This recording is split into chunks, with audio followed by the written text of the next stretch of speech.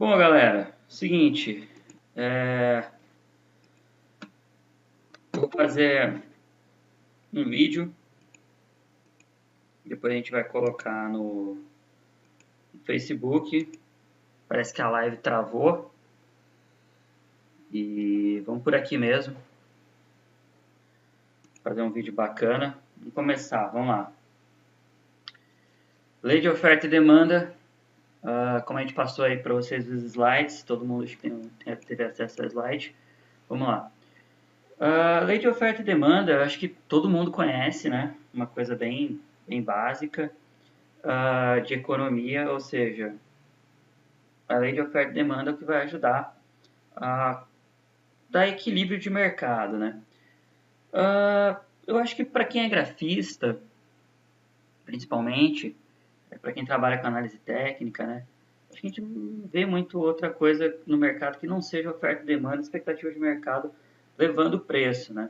Então, por que as ações sobem, né? Essa é uma pergunta que as pessoas fazem. Por que as ações sobem? Bom, as ações sobem por oferta e demanda, né? Então, a gente não tem muito essa coisa, lógico, né? Que existe uma influência de outros fatores macroeconômicos, mas no geral, por que uma ação sobe? Porque tem mais gente comprando. E por que ela cai? Porque tem mais gente vendendo, né?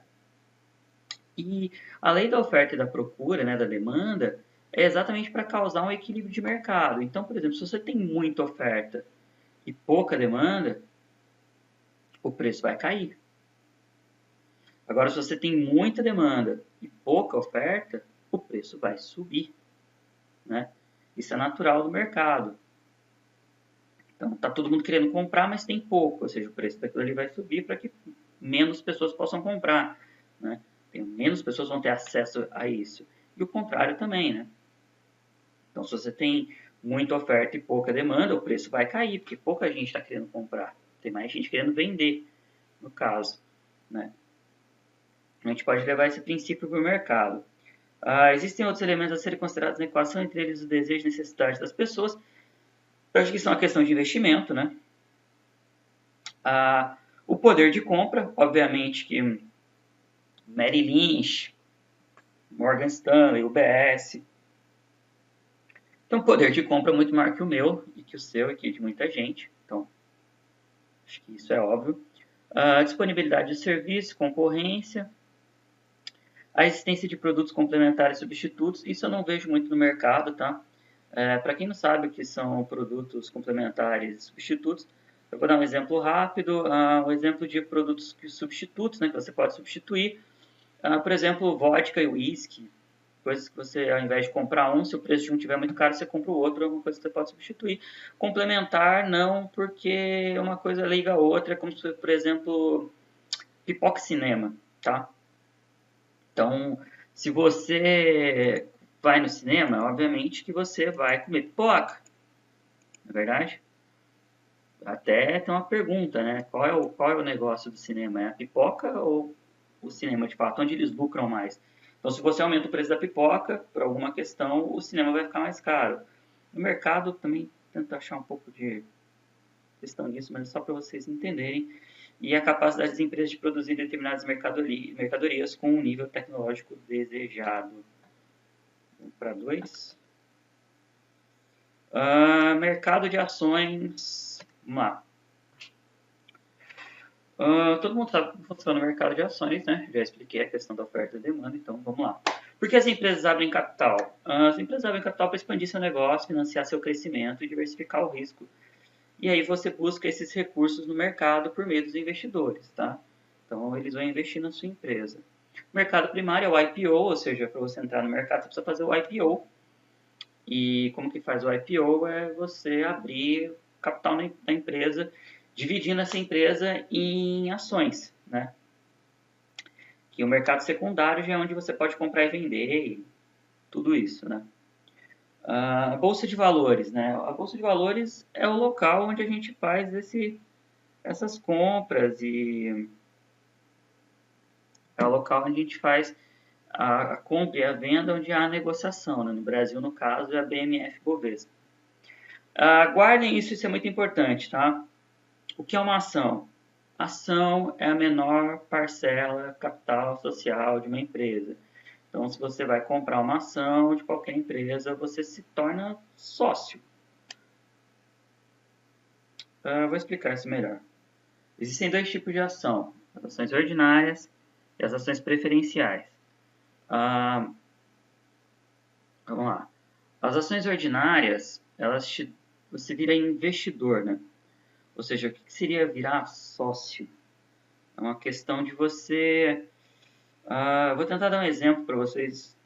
Isso é um exemplo até que o Vinícius me deu, que é a questão da cantina. Vamos supor que tem uma cantina. Essa cantina custa 200 mil reais. O preço de venda dela é 200 mil reais. Só que ela dá de lucro líquido mensal 20 mil por mês. Lucro líquido. E aí o que o investidor faz? Ele vai lá e compra a cantina por 200 mil e ganha 20 mil de lucro líquido. Mas vamos supor que ele conta para um amigo. Ele fala, nossa, essa cantina vale 200 mil reais. E ela dá um lucro líquido de 20 mil por mês. E aí esse amigo conhece o dono. Então ele vai lá, compra por 150 e vende para esse por 200. Ou seja, ele fez um trade. Ele ganhou 50 mil. Ele é um especulador. Ele faz com as ações preferenciais. As ações ordinárias, elas são muito usadas para carteira, né, de buy and hold. Ou seja, as pessoas fazerem carteira de buy and hold e ficarem com uma ação 10 anos, 10, 15 anos. Então, um amigo meu, o Thiago, que ele é muito bom em buy and hold, ele sabe fazer muito bem esse serviço. Ele pega uma ação e fica, de verdade, ele fica 10 anos. Tem uma ação dele, aliás, que ele comprou por 22 reais, hoje ela vale 80 há 10 anos atrás. Então, essas são as ações ordinárias, né? As ações preferenciais, você compra, especula, faz day trade, faz swing trade, é aquela ação mercado à vista, né? A codificação das ações, vamos lá, né? A codificação das ações. Por causa dessa diferenciação de preferencial e ordinária, existem codificações. Então, essas codificações vão vir, por exemplo, as ações ordinárias, elas têm o símbolo, né, as letras maiúsculas, e tem o número 3, e as ações preferenciais têm o 4 e o 5. Então, por exemplo, Petrobras ordinária é Petri 3, Petrobras preferencial é Petri 4. Vale 3 e Vale 5. Itaú Unibanco, né? Itube 3 e Itube 4. Itaú SA, né? ITSA 3 e TSA 4. Então, isso vai variar um pouco, tá? A codificação dela. Vamos lá, falar de mercado agora. Vamos falar de mercado. Mercado à vista. O mercado à vista é o mercado da Bolsa de Valores, com a maioria que as pessoas estão acostumadas. É o mercado onde são negociadas as ações. É o mercado que abre às 10, galera. Abre às 10 é o mercado de ações. Esse é o mercado de ações, beleza? Mercado que abre à vista. Mercado de derivativos. Eu vou falar rapidamente desses 4 e depois eu vou dar uma focada no futuro com foco em índice dólar, que é a nossa pegada, beleza? Vamos lá. Mercado de derivativos, eles são contratos que derivam de um ativo subjacente, né? Existem 4 subgrupos do mercado de derivativos. O futuro, que é o mercado onde se negociam compromissos de compra e venda de um determinado produto num prazo pré-determinado, né? Ou seja, de vencimento, e lá são negociados esses contratos que garantem a compra e venda dessa mercadoria. E aí, essa data futura, que é o vencimento, você pode negociar moeda, commodity, a gente vai falar mais sobre isso. Mercado a termo é uma espécie de empréstimo, ou seja, você forma para comprar uma ação para pagamento numa data futura, a ação é negociada numa taxa de juros em relação à cotação atual. O mercado de opções, esse mercado você negocia o direito de compra ou de venda de um determinado ativo numa data futura com preço pré-fixado.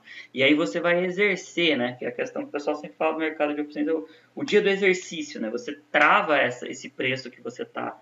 Por isso que é pré-fixado, você trava esse preço e aí você pode fazer o exercício da opção. Até então você só vai pagar o prêmio e vai levando até você fazer o exercício da opção.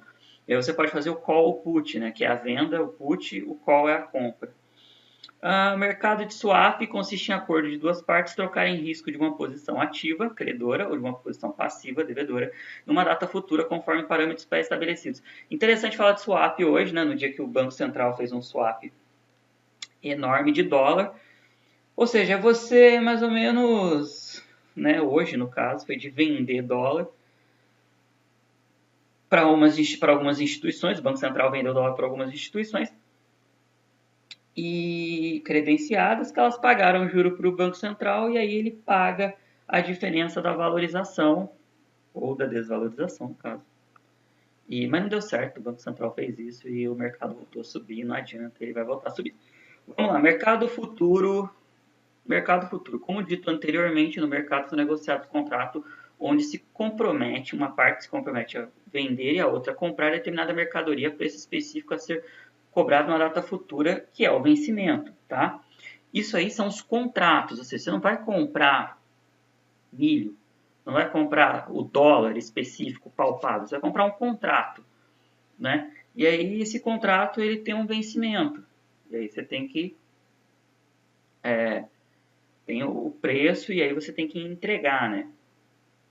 Bom, esse compromisso de vender fica determinado a uma data que encerra esse contrato e passa para outro contrato, né? E aí referente a um ativo ou uma commodity. Aqui a gente vai falar de dólar, mini dólar, índice e mini índice, tá? Esses são os mercados, né, que a gente atua. Eu pelo menos atuo no mini índice e no mini dólar. Aí eu coloquei aqui uma tabela, que é uma tabela dos vencimentos. Eu não coloquei o do mini índice, mas é só, nem do mini dólar, mas é só você colocar um W antes de cada um. Então, esses contratos, o que acontece? O mini índice e o mini dólar tem o dólar cheio e tem o índice cheio, que são contratos mais caros. O que foi os mini contratos? Foi uma forma que arrumaram de mais pessoas poderem atuar na bolsa, né? Porque é mais barato, só que é um mercado alavancado. Então, quando você acha que você está operando um contrato de R$85, na verdade você está operando um do preço do cheio, só que alavancado. Entende? Então, esses contratos têm vencimento, o vencimento do dólar é todo mês, é diferente, e eles têm codificação, tá? Então, todo mês o dólar vai vencer na quarta-feira próxima do dia 15, tá? E o índice também na quarta-feira próxima do dia 15, só que o índice é bimestral, né? Vocês podem ver aqui.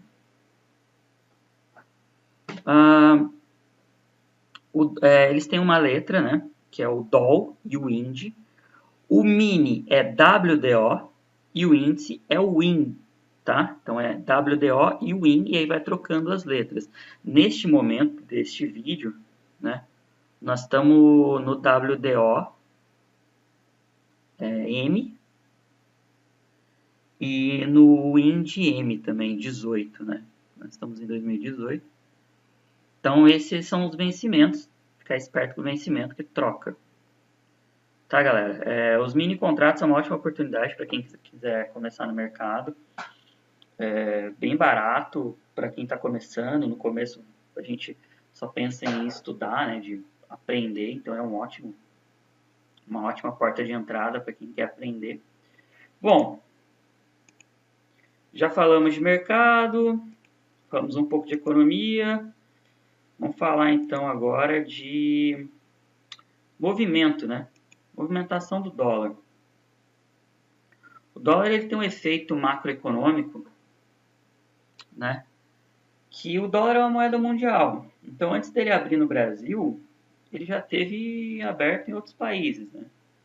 Então, até a gente precisa ter pegar os efeitos macroeconômicos do dólar para saber como que ele vai abrir, como que vai ser o movimento dele no resto do dia, né?